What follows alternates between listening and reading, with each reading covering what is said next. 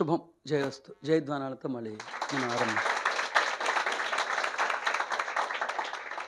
So మొదటి 2 శ్లోకాలు తెలుసుకున్నాం. శీర్షిక గురించి తెలుసుకున్నాం. అశాంతిని దూరం చేసి మన పరమాత్మ యొక్క పరమశాంతికి దోహదపడే ఆలోచన సంవిధానాన్ని ప్రసాదించమని మనం తెలుసుకున్నాం. మరి మొదటి శ్లోకం ఈ లోకం యావత్తు ఓంకారమే. రెండో శ్లోకంలో ఆ ఓంకారమే దైవం. ఆ దైవమే మీరే అయ్యున్న, మీ నిజతత్వమే అయ్యున్న ఆత్మ చైతన్యం అని, ఆత్మ చైతన్యంలో 4 వ్యవస్థలు వ్యవస్థీకృతమై ఉంటాయని చెప్పుకున్నాం. కాకపోతే ఇవన్నీ ఇలా ఉంటే నేను అన్నది అత్యంత ప్రధానమైన అంశం. ఇవన్నీ ఇలా ఉంటే నేను అన్నది అత్యంత ప్రధానమైన అంశం. ఆ నేను ఎవరితో జతపరుచుకుంటున్నారన్నది ఇంపార్టెంట్. ఓంకారం ఎంత వైభవపేతమైందో, దైవం ఎంత వైభవపేతమైందో, ఆత్మ చైతన్యం ఎంత వైభవపేతమైందో మీకు తెలిసినా తెలియకపోయినా ఏ ఉపయోగం లేదు. అంటే మీ కళ్ళెదురుగుండా ఎన్ని తినుబండారాలున్నా, ఎంత ఆ తినుబండారాలన్నింటినీ మీరే చేసిన శ్రేష్టమైన పదార్థాలతోనే మీరు వండిన ఏ ఉపయోగం లేదుగా. కంటితో చూడటం వల్ల, నాలుకతో అది రుచి చూసినప్పుడే, దాన్ని ఆస్వాదించినప్పుడే దానివల్ల దాని రుచి, దాని అందం తెలుస్తుంది. కాబట్టి ఓంకారం ఎంత వైభవపేతమైందో, దైవం ఎంత వైభవపేతమైందో, ఆత్మ చైతన్యం ఎంత వైభవపేతమైందో కాదు అక్కడ కావాల్సింది. నేనుని ఈ 3 ఉన్నాయి, నేను ఒకటి ఉంది. గుర్తుపెట్టుకోండి. ఓంకారం ఉంది, దైవం ఉన్నది, ఆత్మ ఉన్నది, నేను గారు ఒక ఆయన ఉన్నారు. ఈ నేనుని ఎవరితో అనుసంధానం చేస్తున్నాం అన్నదే ప్రధానమైన విషయం. అప్పటి నుంచి రుచిని ఆస్వాదించడం మొదలు పెడతారు. లేకపోతే కళ్ళెదురుగుండా రుచికరమైన అంశాలన్నీ ఉన్నాయి, వాటి అందాన్ని వర్ణిస్తున్నాడు. లడ్డు ఎలా ఉందంటే గుండ్రంగా ఉంది, తెల్లగా ఉంది, మధ్య మధ్యలో ఎర్రగా కూడా ఉంది అంటున్నాడు, కానీ రుచిని చెప్పట్లా. అది లడ్డూని వర్ణించడం, రుచిని వర్ణించాలి కానీ అందాన్ని వర్ణించకూడదు. నేనుని దేంతో అనుసంధానం చేసుకుంటున్నారన్నదే ప్రధానమైన అంశం. నేనుని ఆత్మ చైతన్యంతో అనుసంధానం చేసుకుంటున్నారని మీ సమాధానం అయితే మంగళకరమైన సమాధానమే, నేను శ్లాఘనీయమైన సమాధానమే, శ్లాఘనీయమైన పరిణితే. కానీ ఒక్క ఆత్మ చైతన్యంతోనే అనుసంధానం చేసుకుంటే మళ్ళీ చాలా అజ్ఞానభూయిష్టమైన అవైదికమైన అంశం. ఒక్క ఆత్మ చైతన్యంతోనే అనుసంధానం చేసుకుంటే, దైవంతో కూడా అనుసంధానం చేసుకోగలిగినప్పుడే ఆ రుచిని మీరు ఆ లోతుల్లో పోసుకు ఉన్న సత్యాన్ని మీరు దర్శించగలుగుతారు. ఒక్క దైవంతో కాకుండా ఓంకారంతో కూడా అనుసంధానం చేసుకోగలిగినప్పుడే ఈ గాఢార్థాన్ని, గంభీర దర్శనాన్ని మీరు పొందగలుగుతారు. సో నేను ఆత్మ చైతన్యాన్నే, నేను దైవాన్నే, నేను ఓంకారేశ్వరుడిని. నియతి ప్రకారం అనుకోవాలంటే నేను ఓంకారేశ్వరుడినే, దైవంగా పరిణమించిన ఆ ఓంకారేశ్వరుడినే, ఆ దైవాన్నే, ఆత్మ చైతన్యాన్నే అనే నియతి మీలో స్ఫురించినప్పుడే తదుపరి శ్లోకాల్లో ఉన్న నిక్షిప్తమైన సంపదని మీరు దర్శించగలుగుతారు, మీరు సుసంపన్నం చేసుకోగలుగుతారు. మీరెంత వైభవపేతమైన వారో చూడండి. సో మీరే ఓంకారేశ్వరులు, మీరే దైవాలు, మీరే ఆత్మ చైతన్యం. ఒకసారి హృదయంగా, సవినయంగా, సగౌరవంగా ప్రకటించుకుందాం. నేనే ఆ ఓంకారేశ్వరుడిని, నేనే ఆ దైవాన్ని, నేనే ఆత్మ చైతన్యాన్ని. నిజానికి ఓంకారేశ్వరుడు నశించిపోయి దైవం ఆవిర్భవించలేదు. దైవం వినాశనమైపోయి ఆత్మ చైతన్యం ఆవిర్భవించలేదు. ఓంకారేశ్వరుడే దైవంగా, దైవమే ఆత్మ చైతన్యంగా భాసిల్లుతున్నప్పుడు ఓంకారము సజీవంగా ఉన్నది, దైవము సజీవంగా ఉన్నది, ఆత్మ చైతన్యం సజీవంగా ఉన్నది. ఓంకారం సజీవంగా ఉండటం అంటే ఓంకారం యొక్క దృక్కోణం సజీవంగా ఉన్నదని అర్థం. దైవం సజీవంగానే ఉన్నారంటే దైవం యొక్క దృక్కోణం, the particular prism of the God is very much alive అని అర్థం. సరిగ్గా అలాగే ఆత్మ చైతన్యం సజీవంగా ఉన్నదంటే ఆత్మ చైతన్యం యొక్క దృక్పథ దృక్కోణ ఆలోచన సంవిధానం సజీవంగానే ఉన్నదని దాని అర్థం. కావున నేను ప్రస్తుతం ఓంకారీశ్వరుడుగా ఉన్నాను. ఓంకారీశ్వరుడి యొక్క దార్శనికతతో అలంకరించుకుంటూ ఉన్నాను. అలాగే ఏకకాలంలో దైవంగా ఉన్నాను. దైవం యొక్క దివ్య దార్శనికతని ఆభరణంగా మలుచుకుని అలంకరించుకున్నాను. సరిగ్గా అదే రీతిలో ఆత్మ చైతన్యంగా పరిమణించి ఆత్మ చైతన్యం యొక్క దృక్కోణాన్ని సైతం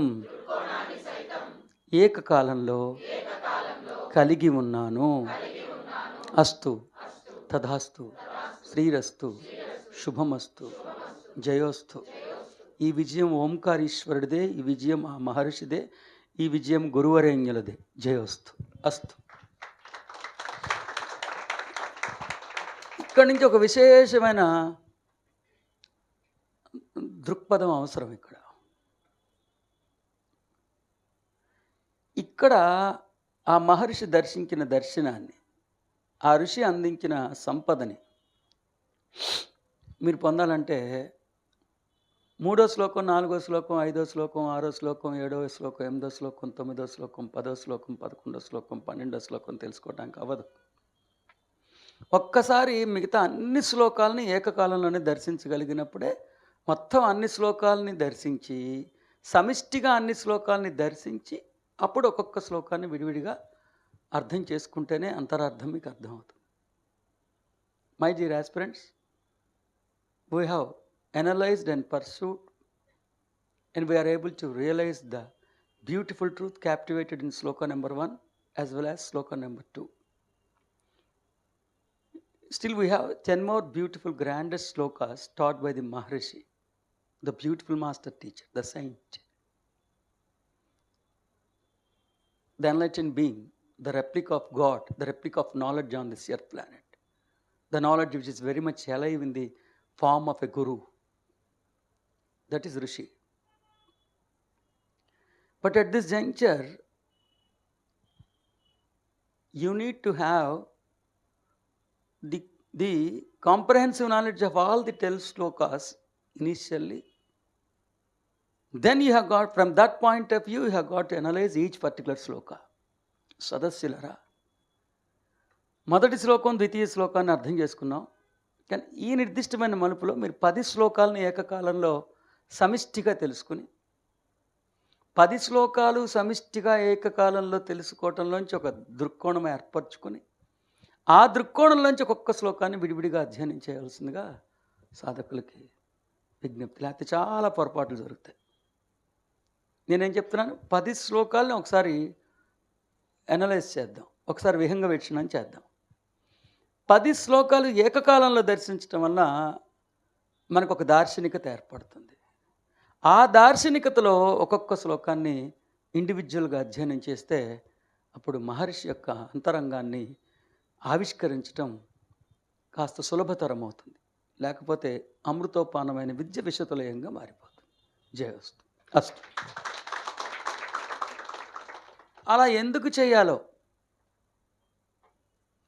చేయాలో మొదటిగా నేను ఎందుకు 10 శ్లోకాలు ఏకకాలంలోనే దర్శించమని మీకు విన్నవించుకున్నాను చెప్పే ముందు, అలా చేయకపోతే ఏం జరుగుతుందో నేను చెప్పడానికి ప్రయత్నిస్తున్నాను.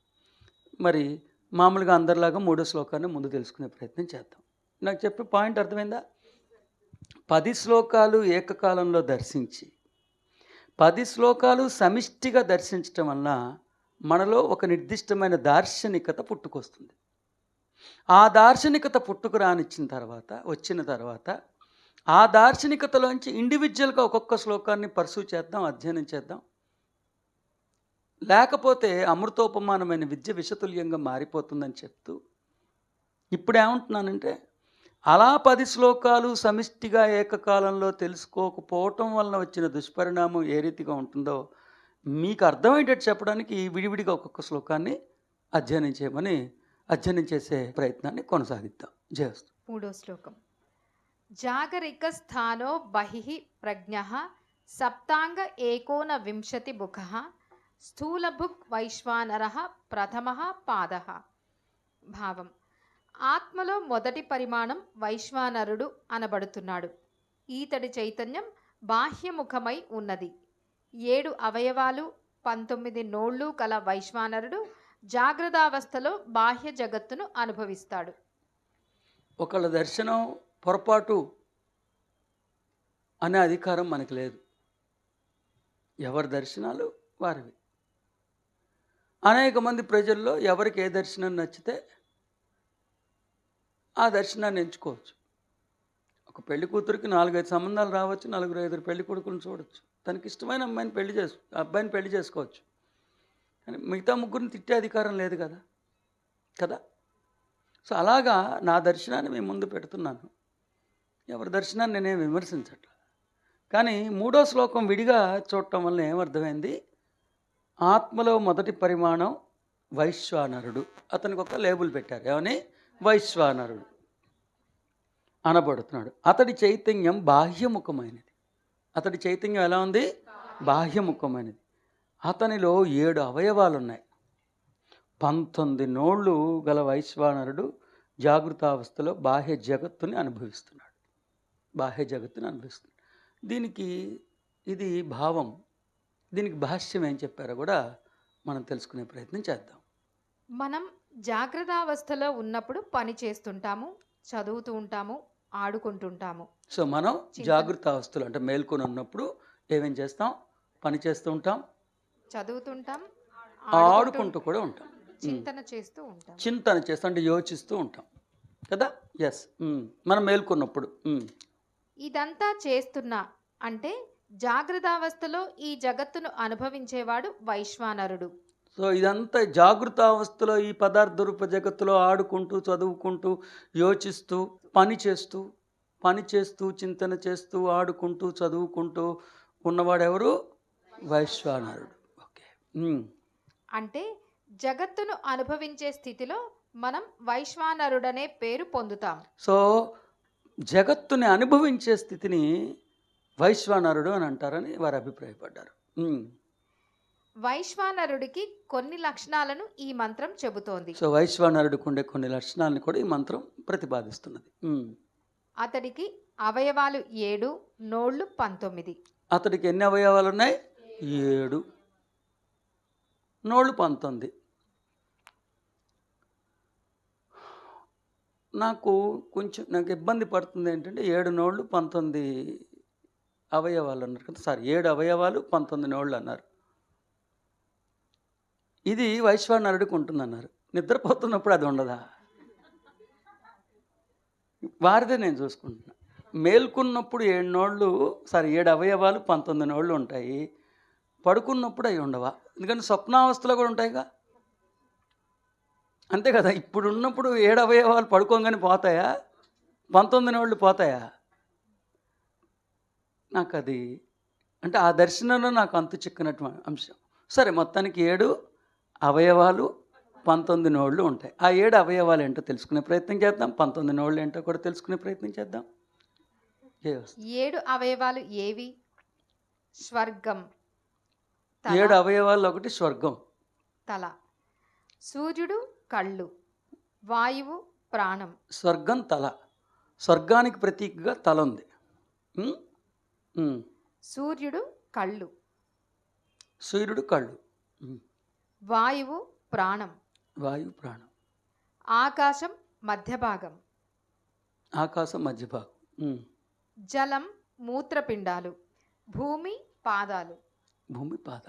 ఓకే. కళ్ళకు కనిపించే భూమి, కళ్ళకు కనిపించని సూక్ష్మలోకం స్వర్గం. కళ్ళకు కనిపించేది భూమి, కళ్ళకు కనిపించని సూక్ష్మలోకం స్వర్గం. ఉమ్. వాయువు, ఆకాశం, జలం వంటి పంచభూతాలు వైశ్వానరుని అవయవాలుగా చెప్పబడ్డాయి. వైశ్వానరుడి యొక్క అవయవాలు ఏవేంటివన్నీ? ఏవేంటి?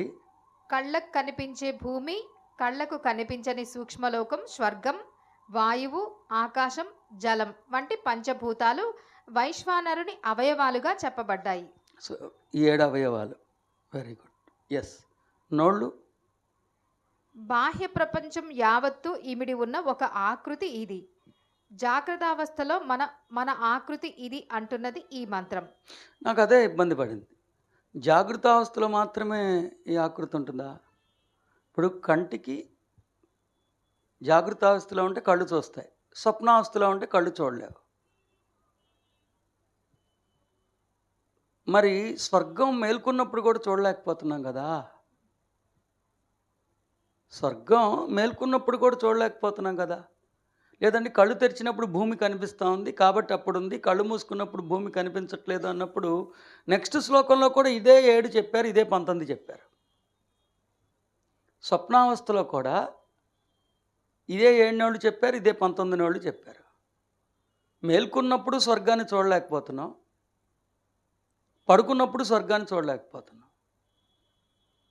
సో మేల్కోవటం, నిద్రపోవటం యొక్క దృక్కోణంలోంచి ఎలా ఇంత సత్యాన్ని విశ్లేషిస్తాం అనేది నాకు అర్థం అవ్వట్లేదు కదా. అవునా?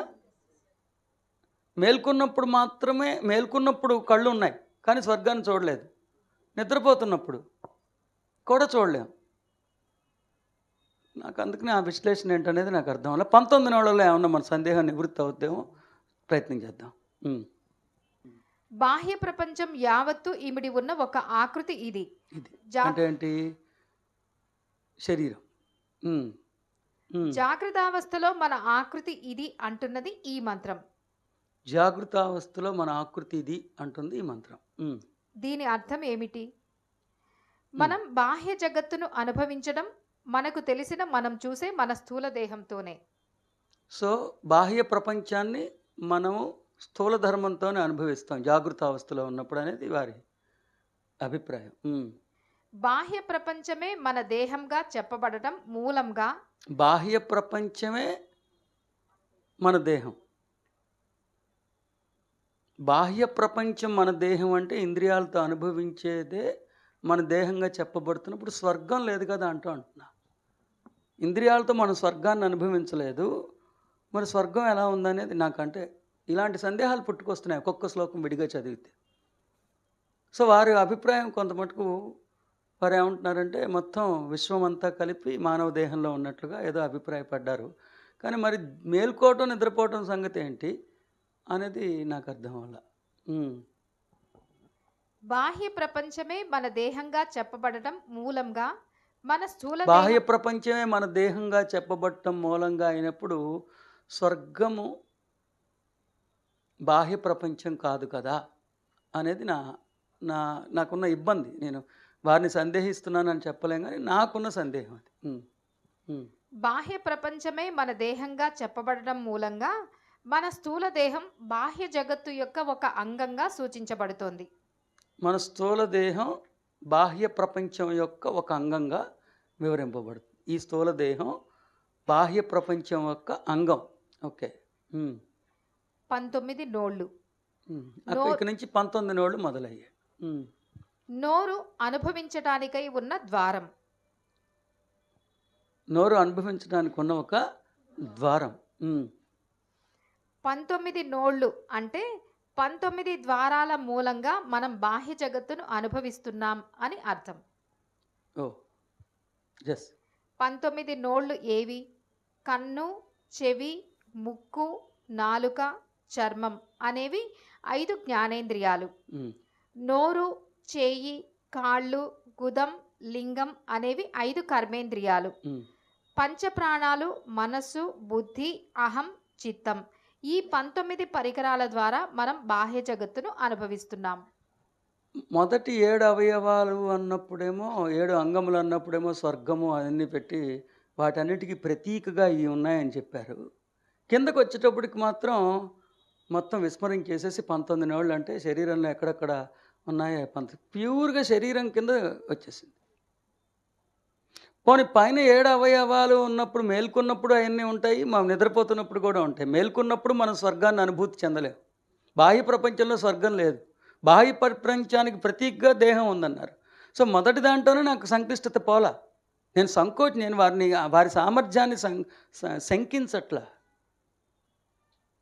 నాకున్న సందేహాన్ని నివృత్తి చేయమనేది నా బాధ. ఏంటి? మొదటి 7 అంగములు, అవయవములు బాహ్య ప్రపంచం అయితే, బాహ్య ప్రపంచాన్ని మనం మేల్కొన్నప్పుడు అనుభవిస్తే స్వర్గం దాంట్లో ఎలా ఉంది? సరే, 7 అంగములు విశ్వంలో ఒక్కొక్క అద్భుతమైన రచనకి ప్రతీకగా ఉంటే, మళ్ళీ నోళ్ళకి వచ్చేటప్పటికి ఆ విశ్వం ఏమైపోయింది? మామూలు శరీరంలో ఉన్న అవయవాల గురించే కదా చెప్పారు. అంటే వీరి ఉద్దేశం ప్రకారం దేహంలో 19 విభాగాలు ఉన్నాయి, 7 అవయవాలు ఉన్నాయి. ఇవి మేల్కొన్నప్పుడు బాహ్య ప్రపంచాన్ని అనుభవిస్తాయి అనేగా చెప్పింది. అంటే మొత్తం వీరి విశ్లేషణ మనం ఏమర్థం చేసుకోవచ్చు? దేహం మేల్కొన్నప్పుడు దేహంలో అంతర్భాగంగా ఉన్న అవయవాలు, పోనీ 7 అవయవాలు 7 అంగములు అన్నప్పుడు కూడా సరే, పోని వారి దృష్టి ప్రకారం అనుకుందాం. విశ్వంలో ఒక్కొక్క అద్భుతమైన రచనకి ప్రతీకగా ఉంచిన ఒక్కొక్క అంగము, అవన్నీ కూడా అనుభవిస్తాము, అనుభూతి చెందుతాము. ఎప్పుడు? దేహం మేల్కొ. నా ఇబ్బంది ఏంటంటే ఆత్మ చైతన్యం గురించి మనం మాట్లాడుతున్నప్పుడు, ఆత్మ చైతన్యం దేహంలో ఉన్నప్పుడు, దేహం నిద్రపోయినా నిద్రపోకపోయినా ఆత్మ చైతన్యం సజీవంగానే ఉన్నది కదా.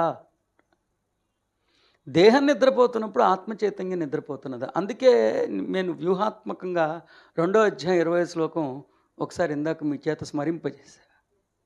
అయం కదాచిత్ న జాయతే, అయం కదాచిత్ న మ్రియతే. దేహం చనిపోతున్నప్పుడు నేను చనిపోవట్లా, నేను బాగానే ఉన్నా. దేహం పుట్టకముందు కూడా నేను అక్కడే ఉన్నా. ఎందుకంటే మనకి స్ఫుటంగా, చాలా ప్రస్ఫుటంగా చెప్పారు 2వ అధ్యాయం 28వ శ్లోకంలో. చాలా వివరణాత్మకంగా చెప్పారు ఆచార్యులైన శ్రీకృష్ణ. ప్రాణులన్నీ పుట్టకముందు ఇంద్రియ గోచరములు కావు, మరణాంతరము కూడా అవి అవ్యక్తములే. ఈ జనన మరణ మధ్య కాలం మందు మాత్రమే అవి విదితమవుతున్నాయి. కావున ఇట్టి విషయాన్ని శోకించదగదు అని చెప్పారు. అంటే ఆత్మ చైతన్యం పుట్టకముందు కూడా అక్కడే ఉంది, కన్ను దాన్ని చూడలేకపోతుంది. మరణించిన తర్వాత కూడా అక్కడే ఉంది, కన్ను దాన్ని చూడలేకపోతుంది. చాలా విపులంగా ఉందిగా. 2వ అధ్యాయం 20వ శ్లోకంలో పుడుతున్నది దేహం మాత్రమే, మరణిస్తున్నది దేహం మాత్రమే. ఆత్మ పుట్టట్లేదు, ఆత్మ మరణించట్లేదు. అలాంటప్పుడు నిద్రపోతున్న దేహం అంటారా, ఆత్మ అంటారా? మేల్కొంది దేహం అంటారా, ఆత్మ అంటారా? దేహం కదా అనేదే నాకంటే సందేహాలు అలా పుట్టుకొస్తున్నాయి అన్నమాట. 19 నోళ్ళు ఒకసారి చదువమ్మా. కన్ను, చెవి, ముక్కు, నాలుక, చర్మం. Sensory organs. జిహ్వేంద్రియము, ఆఘ్రాణేంద్రియము, స్పర్శేంద్రియము, నయనేంద్రియము మొదలైనవన్నీ. ఓకే. అనేవి 5 జ్ఞానేంద్రియాలు. నోరు, చేయి, కాళ్ళు, గుదం, లింగం అనేవి 5 కర్మేంద్రియాలు. ఓకే. పంచప్రాణాలు, మనస్సు, బుద్ధి, అహం, చిత్తం, ఈ 19 పరికరాలు. ఓకే. సో ఇప్పటికి మనం ఏమనుకోవచ్చు? ఈయన దేహంగానే ఆత్మ యొక్క వ్యవస్థని దేహంగానే భావించారు. దేహంలో ఉన్న అవయవాలని, అంగాలనే వారు వర్ణించారు. దేహం మేల్కొన్నప్పుడు దేహం బాహ్య ప్రపంచంలో అనుభవించడం గురించే మహర్షి చెప్పారు అన్నట్లుగా వారు భావిస్తున్నారు. అది నిజం కూడా అవ్వచ్చు, నేనే తొందరపడి కాదనట్లా. కాకపోతే ఇప్పటికి నా సందేహాలు చెప్పా. స్వర్గం మేల్కొన్నప్పుడు కూడా మనం అనుభవించట్లే కదా, బాహ్య ప్రపంచంలో స్వర్గం లేదు కదా, నిద్రపోతున్నప్పుడు చూడలేం, మేల్కొన్నప్పుడు చూడలేం కదా అనేది ఒకటి. 19 వాళ్ళు డైరెక్ట్గా శరీరం గురించి చెప్పేశారు కదా. తర్వాత ఏంటి? నిద్రపోతున్నది ఆత్మ, దేహమా?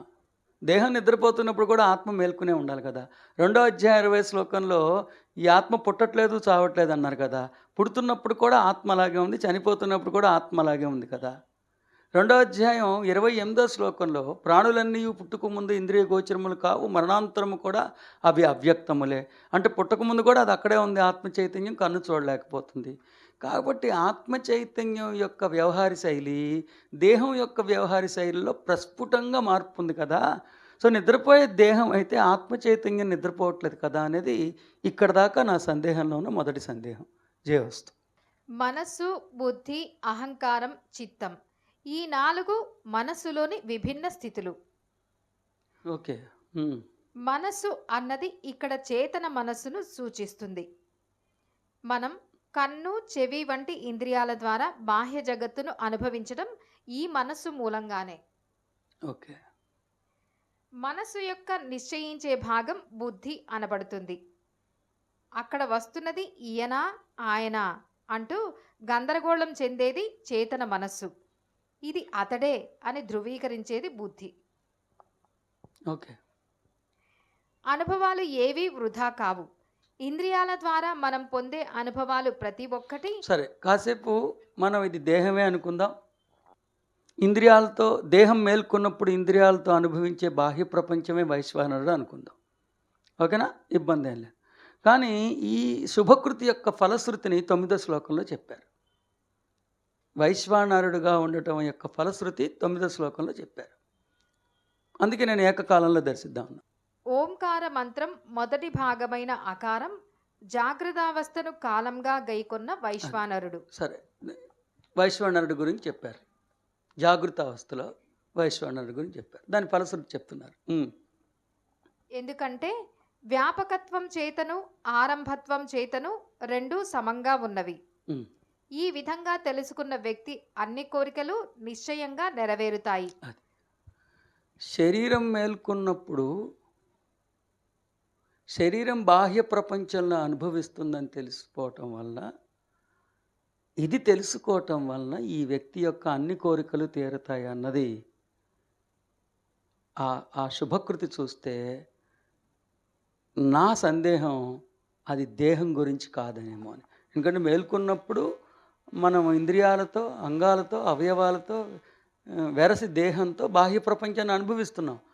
అది తెలుసుకుంటే కోరికలన్నీ తీరిపోతాయి అనేది ఎలా ఉంటుంది? కాబట్టి ఏదైనా ఎక్కడైనా ఇంకేదైనా గంభీర దర్శనం ఉందేమో అని నాకు అనిపిస్తూ ఉంది. ఈ విధంగా తెలుసుకున్న వ్యక్తి అన్ని కోరికలు నిశ్చయంగా నెరవేరుతాయి. ఈ విధంగా అంటే నేను దేహం అని, దేహానికి 19 నోళ్ళు ఉన్నాయని, దేహానికి 7 అవయవాలు ఉన్నాయని, మేల్కొన్నప్పుడు ఈ దేహం బాహ్యాన్ని అనుభవిస్తుందని, అలా అనుభవించే స్థితి వైశ్వానరుడు అని తెలుసుకుంటే ఆ వ్యక్తి కోరికలన్నీ తీరిపోవటం ఏంటనేది అది మేల్కోవటం గురించి కాదేమో, దేహం మేల్కోవటం గురించి కాదేమో అని అనుభవించడం నాకు అనిపించడానికి అక్కడి నుంచి అంకురార్పణ జరిగింది. అతడు మొదటివాడుగా అవుతాడు. మళ్ళీ ఈయనేమన్నారు? సరే, ఆ అకార ఉకార మకారాల కలయికలో ఆని జాగృతావస్థ కింద పెట్టారు అంటే, సో జాగృతావస్థ అనేది స్టార్టింగు, అకార ఉకార మకారాల్లో ఆ స్టార్టింగ్ కాబట్టి దీన్ని పెట్టుంటారేమో అని కూడా ఆయన భావించారు. రైట్. ఏంటి 9. సో 9వ శ్లోకంలో నా ఇబ్బంది ఏంటంటే, దేహం మేల్కొన్నప్పుడు బాహ్య ప్రపంచాన్ని ఇంద్రియాల ద్వారా అనుభవిస్తుంది. ఆ స్థితిని వైశ్వానరుడు అని అంటారని తెలుసుకున్నవాడు అన్ని కోరికలు తీరటం ఏంటనేది ఒకటి. అసలు దేహం నిద్రపోతున్న ఆత్మ చైతన్యం మేల్కొనే ఉంటుంది కదా అనేది ఒకటి. దానికి మూలం ఏంటి? 2వ అధ్యాయం 20వ శ్లోకం, 2వ అధ్యాయం 28వ శ్లోకం. పుడుతున్నది దేహం మాత్రమే నేను కాదు, మరణిస్తున్నది దేహం మాత్రమే నేను కాదు, జన్మలు నాకు వర్తించవు అని చెప్పినప్పుడు, అందులో భగవద్గీతలో చాలాసార్లు విపురంగా చెప్పాడు. ఒక శ్లోకంలో ఒక 22 నుండి పశ్వన్నయ్యనన్ అన్ని చెప్పి, లేస్తున్నది నేను కాదు, చింతపోతుంది నేను కాదు, పడుకున్నది నేను కాదు, కనురెప్పార్పుతుంది నేను కాదు, వాసన పీల్చుకుంటుంది నేను కాదని వరుసనే చెప్పారు. అలాంటప్పుడు నిద్రపోతుంది దేహమే కదా, ఆత్మ చైతన్యం కాదు కదా అనేది వారిని నేను శంకించట్లేదు, కానీ వారి ప్రతిభని నాకు మాత్రం సంకోచం వెంటాడుతున్నది. అలాగే ఒక 5 నిమిషాలు టైం ఇస్తే మనం 4వ శ్లోకం కూడా చూద్దాం. 4వ శ్లోకం యొక్క శుభకృతి 10వ శ్లోకంలో ఉంటుంది. 4వ శ్లోకం యొక్క శుభకృతి 10వ శ్లోకంలో ఉంటుంది. సో మేల్కొన్నప్పుడు ప్రపంచం అనుభవించేదని తెలుసుకుంటే ఇక అతనికి ఏ కోరికలు మిగలవు అన్నప్పుడు అది నాకు ఎందుకో నాకు ఎస్ భావం. ఆత్మ యొక్క రెండవ పరిమాణం తైజసుడు అనబడుతుంది. తైజస్సుడు ఆత్మ యొక్క రెండవ పరిణామం తైజస్సుడు. దీని చేతన అంతర్ముఖమైనదిగా ఉంటుంది. ఇదేమో అంతర్ముఖుడై ఉంది. తైజస్సుడు ఎలా ఉన్నాడు? అంతర్ముఖుడై ఉన్నాడు. 7 అవయవాలు 19 నోళ్ళు కల తైజసుడు స్వప్నావస్థలో మానసిక లోకాన్ని అనుభవిస్తాడు. స్వప్నావస్థలో ఇక్కడ కూడా నాకు అబ్జెక్షన్ కాదు, నాకు అర్థం అలా. స్వప్నలోకంలో నిద్రపోతాము, మానసిక లోకం ఏంటి? స్వప్నలోకంలో స్వప్నస్థితిలో స్వప్నావస్థలో మానసిక లోకాన్ని అనుభవిస్తాడు. ఓకే, భావమా? ఇంకొకసారి చదువు. ఆత్మ యొక్క రెండవ పరిమాణం తైజసుడు అనబడుతుంది. దీని చేతన అంతర్ముఖమైనదిగా ఉంటుంది.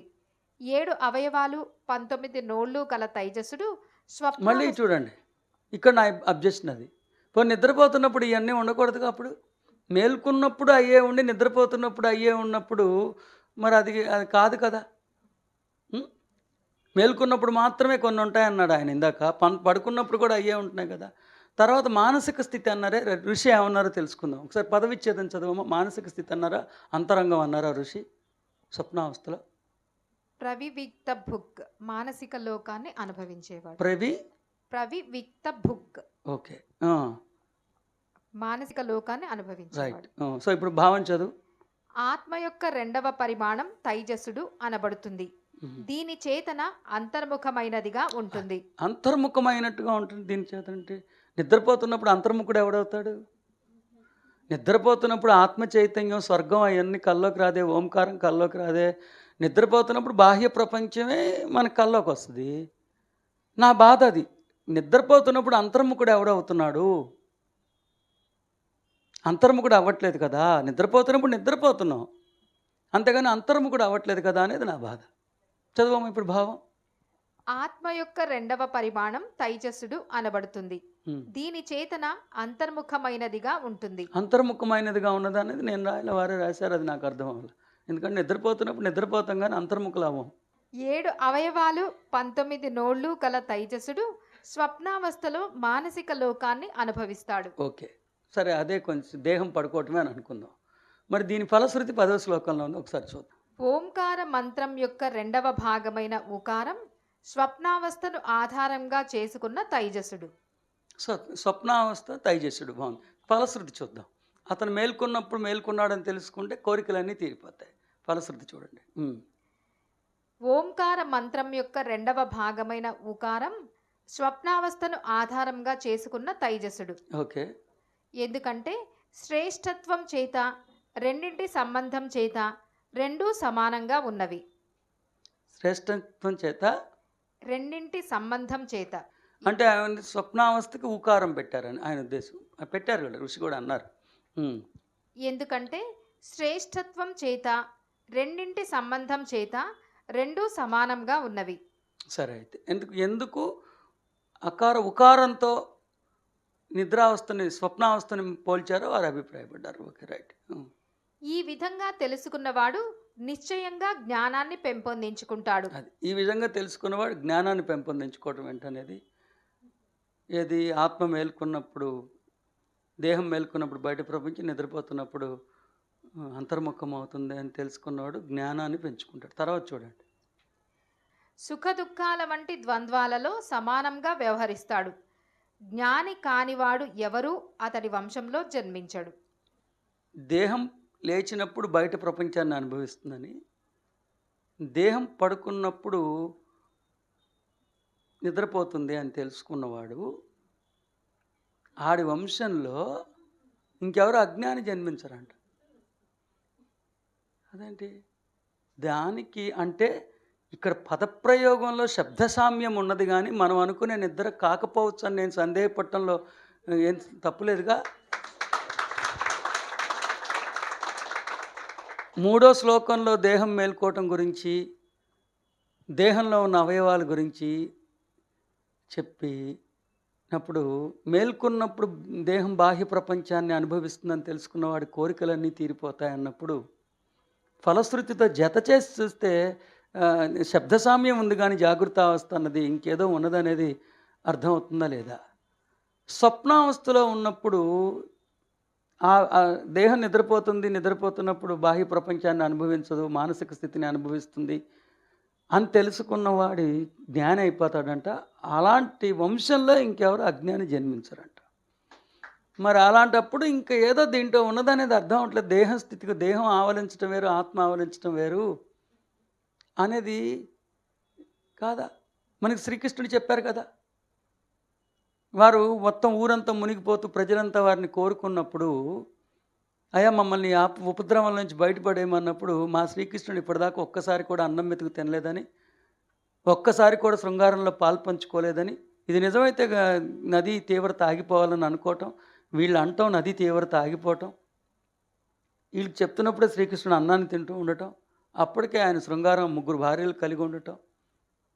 అంటే అర్థం ఏంటి? దేహం చేస్తున్న ఏ దేహం యొక్క సహజత్వం వేరు, దేహం యొక్క స్థూలధర్మం వేరు, దేహం నిర్వహించే ప్రక్రియ వేరు, ఆత్మ చైతన్యం వేరని కదా.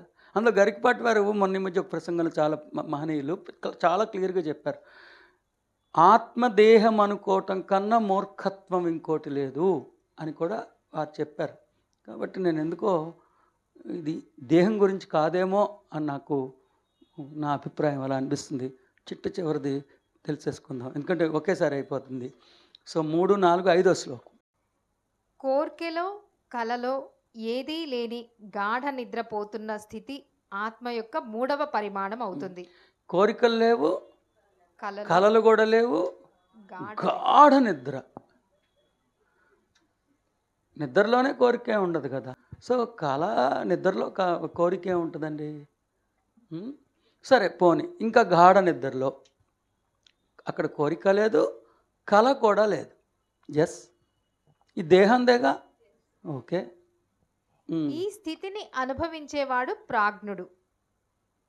ఆ స్థితిని అనుభవించేవాడు ఇంకా నిద్రలోనే ఉన్నాడు. ఆడు గాఢ నిద్రలో ఉండంటే నాకు ఎలా ఉందంటే, మా ఇంట్లో అందరికన్నా బాగా చదువుకున్నాడు ఎవడు అన్నాడు 4వ క్లాస్ వాడు.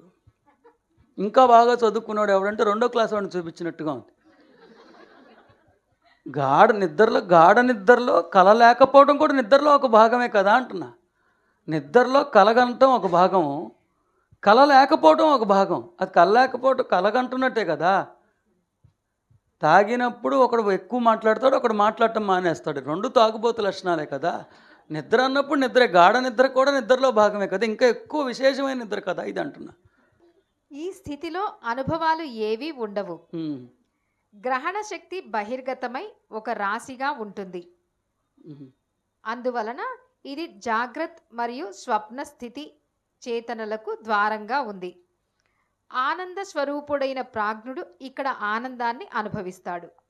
సో బాగా గాఢ నిద్రలో ఉన్నప్పుడు ఆనందాన్ని అనుభవించడం అనేది ఇక్కడ అంతకుముందు ఏమన్నాడు, ఏ అనుభవం ఉండదు అంటున్నారు. ఏ అనుభవం ఉన్నప్పుడు ఆనందంగా ఉన్నట్టు అతనికి ఎలా తెలిసింది? ఆనందంగా ఉన్నట్టు తెలిస్తే అతడు గాఢ నిద్రలో ఎలా ఉన్నాడు? కల రాకపోవడం ఆనందమా? కల రాకపోలేదని ఆడు ఎలా గమనించాడు? కల రాకపోవటం ఆనందమయ స్థితి ఎలా ఉంది? ఆనందమయ స్థితిని అనుభవిస్తున్నప్పుడే కదా అతను ఆనందం అని తెలిసింది. ఆనందమైన స్థితిని అనుభవిస్తున్నానని గుర్తెరిగినప్పుడు అతడు గాఢ నిద్రలో ఎలా ఉన్నట్టో నాకైతే ఇన్ని బ్రెయిన్లో ఈ సందేహాలన్నీ చిక్కుముళ్ళు. దీని యొక్క పర్యవసానం శుభకృతి మనకి ఎన్నో శ్లోకంలో ఉండాలి? 9, 10, 11 శ్లోకంలో ఉండాలి. ఎస్. ఓంకార మంత్రపు 3వ భాగమైన మకారం సుషుప్తిని ఆధారంగా చేసుకున్న ప్రాజ్ఞుడు. ఎందుకంటే కొలత వేసే స్వభావం చేత, గ్రహించే స్వభావం చేత రెండూ సమానమైనవిగా ఉన్నవి కనుక ఈ విధంగా తెలుసుకున్నవాడు ఖచ్చితంగా సమస్తాన్ని కొలత వేసేవాడుగాను గ్రహించేవాడుగాను అవుతాడు. అదేనా? సమస్తాన్ని కొలత వేసేవాడుగా, సమస్తాన్ని గ్రహించేవాడుగా అవుతాడంట. ఏది? నిద్రలో ఏ కళలు ఆలోచనలు రాదు అదే ఆనందం అని గ్రహించినవాడంట. సమస్తానికి కొలతలు వేశారంట. కొలతే కలతకు మూలం అన్నది ఆధ్యాత్మిక జ్ఞానం. ఏంటి? సర్వస్వానికి కొలవటం ఏంటో నాకు భక్తి అయితే దాన్ని తెలిసినవాడు. తర్వాత ఒక్కసారి 4వ స్థితి కూడా తెలిసేసుకుంటే చదవమ్మా. మనం 3, 4, 5 శ్లోకాలు చదువుకున్నాం కదా. 6వ శ్లోకం ఏంటో తెలుసుకుందాం. 6వ శ్లోకం కూడా పోనీ 5వ శ్లోకం యొక్క పరిణామంగా వారు భావిస్తున్నారు. తర్వాత మనం చూద్దాం. 7వ శ్లోకం గురించి తెలుసుకుందాం. 7వ శ్లోకం అంటే 4వ స్థితి 7వ శ్లోకంలో చెప్పబడినట్లుగా వారు భావించారు. 4వ పరిమాణం 4వ పరిమాణం 7వ శ్లోకంలో ఉంది. అది అంతర్ముఖ స్థితి కాదు, బాహ్యముఖ స్థితి కాదు. అది రెండు సో అంతర్ముఖ స్థితి కాదు, బాహ్యముఖ స్థితి కాదు. అంటే ఆ నిద్రపోవటం కాదు, మేల్కోవటం గురించి కాదు. అది సో అక్కడ కొట్టిపడేశాడు, 2 తీసేశాడు. 2 చేరిన స్థితి కాదు, 2 కలిపి ఉన్న స్థితి కాదు, 2 లేని స్థితి కూడా కాదు. అది చైతన్యం సమకూరిన స్థితి కాదు, చేతన స్థితి కాదు, అచేతన స్థితి కాదు. చైతన్యం కాదు, చేతనము కాదు, అచేతనము కాదు. పోనీ ఆ 2 కలిపి ఉన్న స్థితి కూడా కాదు. అది కనిపించదు. చేతలు లేని, గ్రహించ శక్యం కాని, గుర్తులు లేని, ఊహాతీతమైన, వర్ణనాతీతమైన స్థితి అది. అది వర్ణనాతీతమైన స్థితి. అది చేతలు లేని, ఏది అసలు దాన్ని వర్ణించడం సాధ్యం కాని స్థితి అది. అంటే ఇప్పుడు మనకి 3వ శ్లోకం ఎగిరిపోయినట్టేనా? ఒక్క 3వ శ్లోకమే చదివి మనం అపార్థం చేసుకున్నట్టేనా?